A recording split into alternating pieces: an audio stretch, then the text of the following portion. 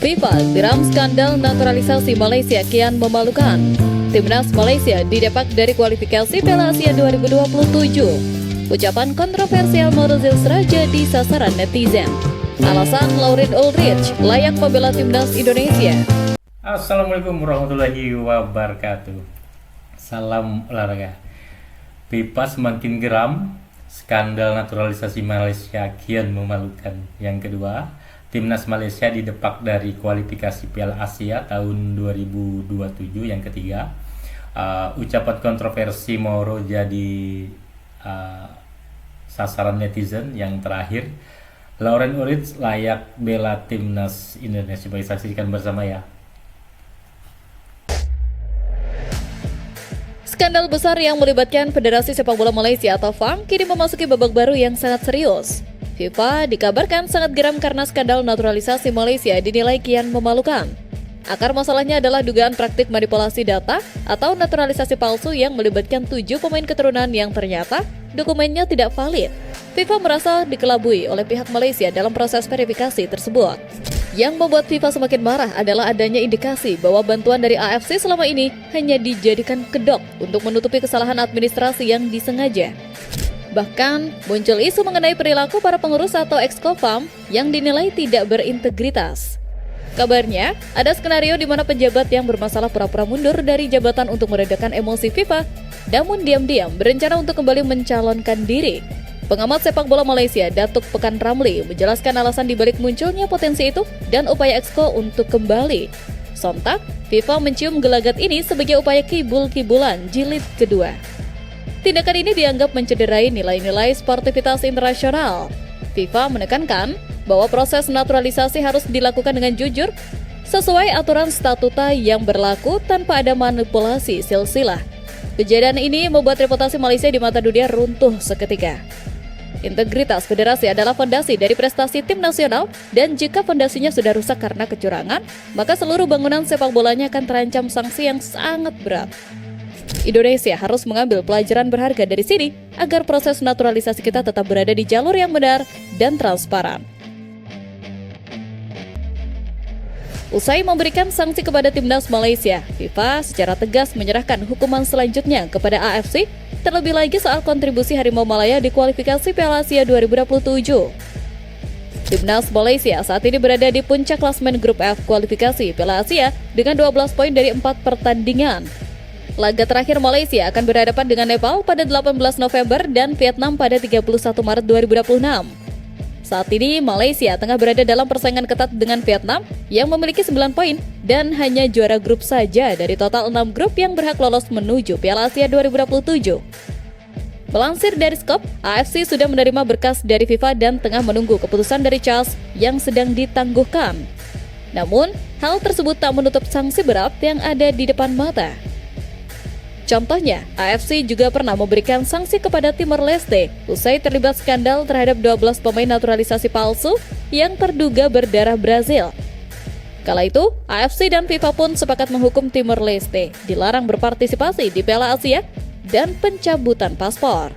Kini, peluang hukuman yang pernah didapatkan timnas Timor Leste bisa saja sama seperti timnas Malaysia dengan mendapatkan pengurangan poin dan paling buruk ialah dicoret dari Piala Asia 2027. Kasus naturalisasi ilegal saat ini di sepak bola Malaysia mirip dengan apa yang terjadi di Timor Leste. FIFA dengan mudah mendeteksi kesalahan tersebut dan menghukum sepak bola Timor Leste dengan berat. Ucap pengacara olahraga asal Malaysia, Nick Roseli, yang menyebut kasus ini sudah melampaui ranah olahraga. Mantan Ketua FAM Christopher Raj juga cukup khawatir atas hukuman yang diberikan oleh AFC. Jika dicoret dari Piala Asia 2027, timnas Malaysia akan sulit mengajak tim-tim besar pada uji coba FIFA Matchday berikutnya. Di saat Malaysia terpuruk, timnas Indonesia justru semakin disanjung. Dunia melihat bahwa Indonesia di bawah kepemimpinan Erick Thohir dan John Hartman melakukan proses naturalisasi dengan sangat hati-hati, legal, dan transparan melalui jalur hukum negara yang sah. Sanjungan mengalir karena Indonesia membuktikan bahwa prestasi bisa diraih tanpa harus melakukan kibulan kepada federasi internasional.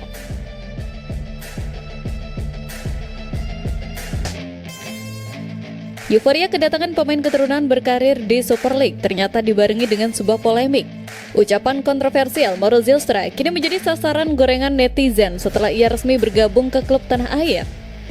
Seperti yang diketahui, kehadiran Mauro Zylstra bakal memperkuat lini depan Persija Jakarta untuk mengarungi setengah musim BRI Super League 2025-2026. Usia yang masih sangat muda serta catatan gol di level junior saat masih di Belanda jadi modal bagus buat Mauro Zylstra di tim berjuluk Macan Kemayoran. Namun, menariknya, di platform sosial media banyak netizen yang mengungkit kembali ucapan Mauro Zylstra beberapa waktu lalu. Pemain berdarah Bandung tersebut sempat menampik rumor bahwa ia akan bermain di Liga Indonesia. Zylstra dengan tegas mengatakan bahwa ia lebih mengutamakan berkarir di Eropa dibanding ke Indonesia. Bahkan, ia menyebut kontraknya dengan Volendam sampai 2027 dan itu membuatnya yakin tidak akan tergoda untuk main di BRI Super League. Ada banyak rumor dan mereka banyak mengatakan hal-hal yang tidak benar.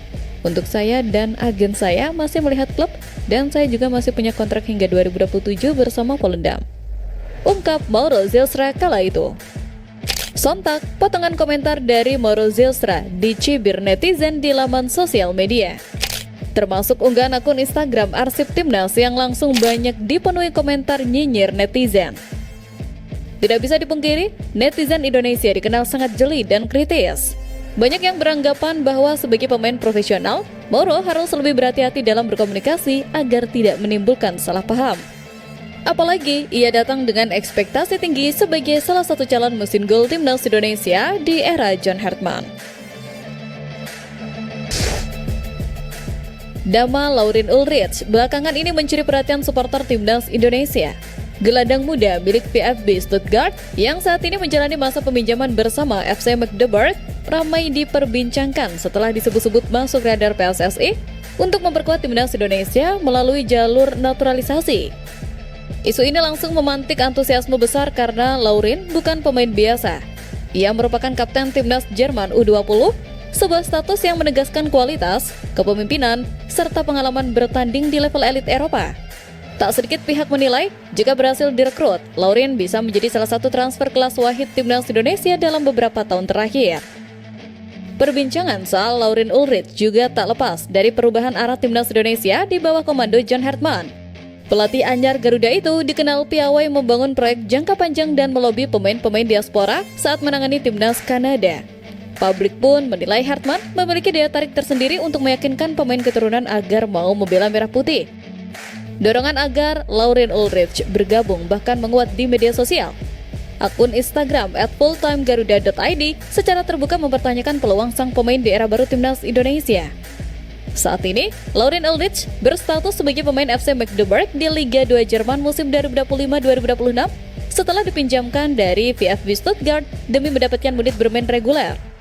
Sepanjang musim berjalan, ia telah mencatatkan 17 penampilan dan 2 assist, catatan yang mencerminkan konsistensi di kompetisi yang dikenal ketat dan fisikal. Keunggulan Laurin terletak pada fleksibilitas posisi. Ia bisa beroperasi sebagai attacking midfielder, central midfielder, dan defensive midfielder. Ditambah lagi perannya sebagai kapten menunjukkan mental bertanding dan kepemimpinan yang matang meski usianya masih muda. Oke, itu saja untuk video saya saat ini. Nantikan video saya selanjutnya. Sampai jumpa.